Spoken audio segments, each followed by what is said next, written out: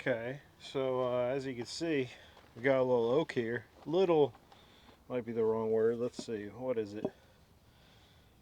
Wow, this is like 27-inch diameter here. And I just restored this, and as you can see, I've already been splitting oak with it. You could tell because of the patina right here. That's from tannins. I'm pretty sure that's from tannins. It also, interestingly, I use green oak, like just cut oak, to force patinas on some of my axes that have, some patina missing, or just the whole thing. I'll just force it on the whole face, on the whole, the whole axe. Um, so yeah, it's kind of a useful wood for that. I'm sure that most woods work like that, but I have a feeling that oak and the tannins help a little more. So big old American axe. I forgot to show you. Big old American axe, mulberry wedge. I'm really excited about this one. I really love using this thing. My own ash lumber. I think it looks pretty good. It's not a perfect piece of lumber, but I dried it myself, so it means more to me. Anything that you like take that kind of time is going to mean more to you. I mean, this has taken a year at least. So you might think I shouldn't try to split this in half, but this is actually the kind of oak you can split in half. Boom, just like that. Two swings. This is only a 4.5, 4.5 pounds. I was trying to say it in ounces for some reason. So yeah, really, really useful tool. I mean, if you could split big rounds like this. Now, let's see, how tall is it? It's like 10 to 13 inches tall, so that's about normal. I've been splitting some tall stuff, and can really be difficult when it's tall.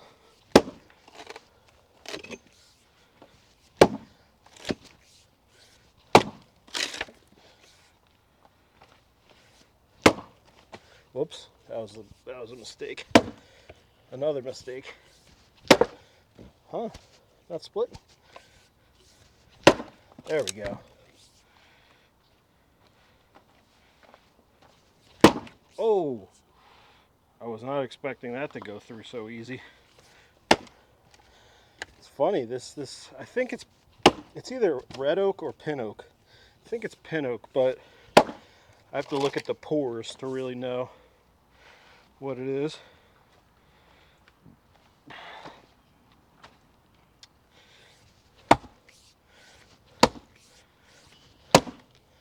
Couple of misses.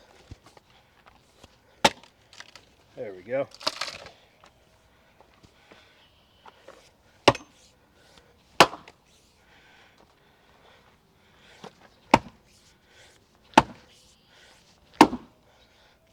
This is a really fun axe to use. I was loving this earlier. I split another one of these big rounds. Getting a little close here. Let's turn around. I don't usually change the camera angle. Let's see if I can do that mid-video.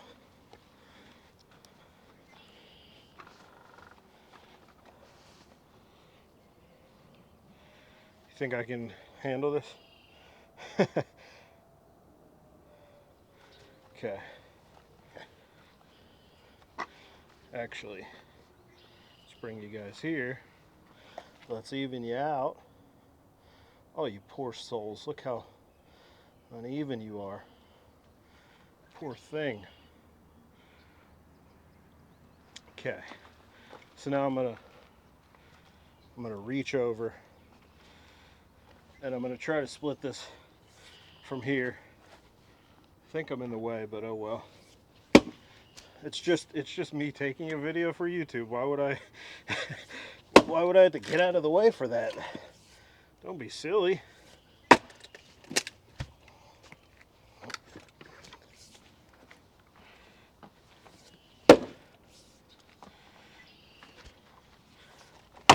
If this is pin oak, it's some of the most beautiful pin oak I've ever seen. I mean, it's just incredible how close how close these growth rings are.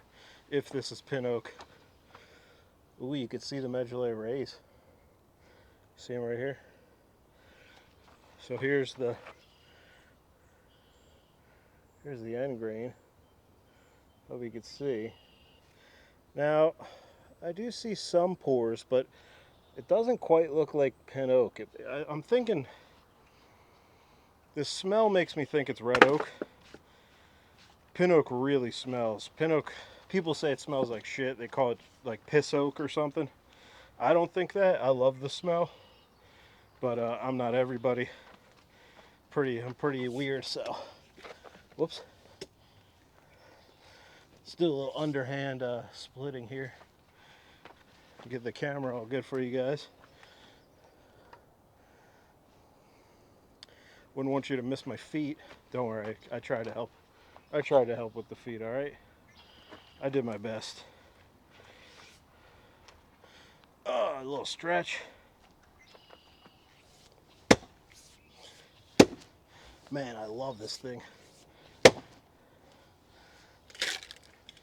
It's funny, a lot of my best splitters are just absolutely, they're like serial killers for oak. Oak just stands no chance with some of the best vintage splitters. This one might be a little harder. Looks like there's a little funk. I'm going to try to stand straight on. Yeah, this one might not happen. We'll give it our best shot though.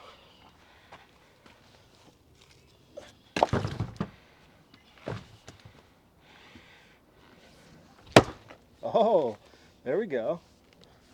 Man, that's heavy. It's crazy how heavy timber is, especially when it's wet. I think like, what is it, 80 to 50% of the weight of timber is the water content. That's pretty nuts. Obviously when it dries out that changes, but I'm pretty sure that's a stat for green timber. Oh, let me show you. Emerald ash borer hole. Look, it goes all the way down through. This handle's just for me, so I do sell things, but I don't think you're supposed to sell emerald ash borer lumber. Plus, I'm called Ethical Axe. I have to I have to be, you know, I have to be a little ethical, so I can't sell this. Plus, I don't want to. I'll show you that it says AmericanAx on it. It's very faint. You can see the A and the M, maybe. Yeah, I don't think you can. I tried to do this last time. I was like, you could see it, and then you couldn't at all. How do I cancel tracking? I think I did it. I pushed the wrong button. Anyway, let's get a little more splitting in here. The coolest thing about splitting rounds so big is that the scale, like you split one thing off, and then that's like 4 of a smaller round worth of firewood. It's really crazy. Oh man, I love splitting big rounds.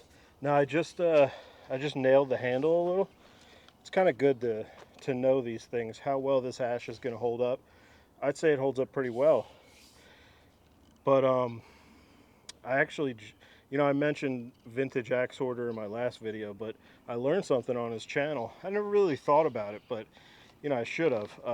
The harder the timber is that you're splitting, the more it's going to mess up your handle. Just like how you use a harder, so your file that you sharpen your axe with is harder than this steel of the axe. It's the same thing. If the timber's harder, it's going to abrade your handle way easier.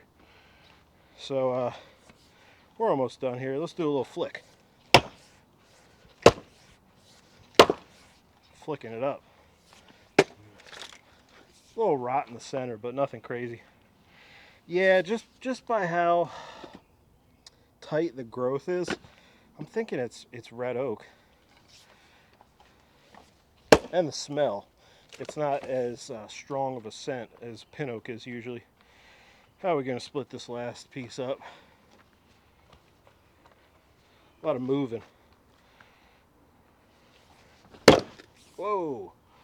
You see, you just, sometimes you're not used to an axe being so good at splitting because you use axes that are too light.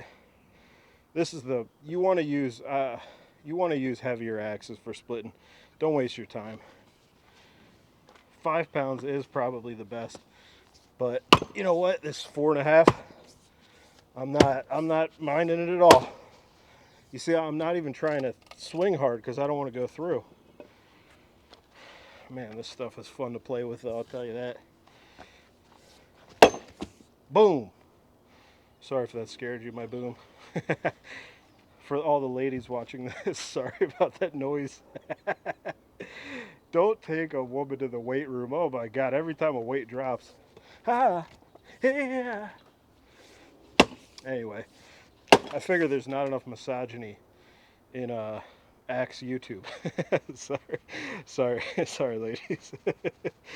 I love ladies. I'm like LL Cool J. Did you know that the ladies love Cool James? Isn't that what his name is? LL Cool J. I wasn't really around during that era, but I just know a little bit about it. Pretty sure the ladies love Cool James, which is a terrible. Thank God he shortened that up, LL Cool J, because the ladies love Cool James. Like, come on, guys. What is this, an entire paragraph for this guy's name? So that's pretty much it. We're all split up here. Man, what a fun axe. I told my friend Daniel Donnelly, I was like, I wish I had 300 rounds to split. I just want to split over and over again with this new axe I just did. And I don't know. I mean, I feel like it needs to be said. When it's your own lumber, that means you make the handle from scratch. It's not like I sent this out to someone and they were like, oh, let me use your lumber to make a handle for you.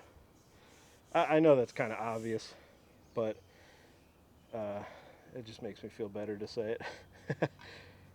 Look at this thing, knots, knotty, not here, not here.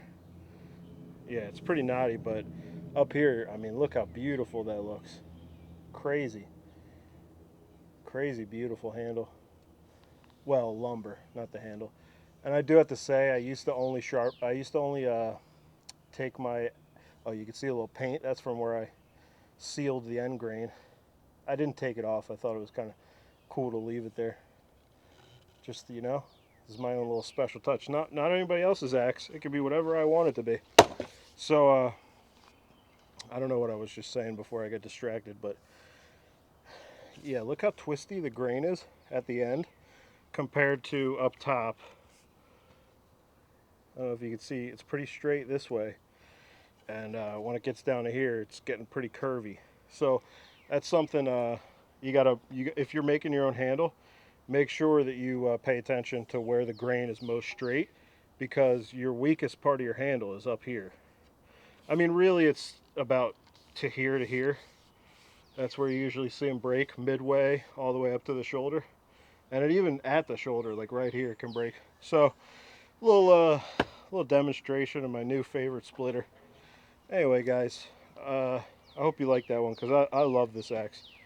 Let me know. Let me know what I should do different. If you want to see something, if you want me to stop exposing my ass through my pants falling down, let me know.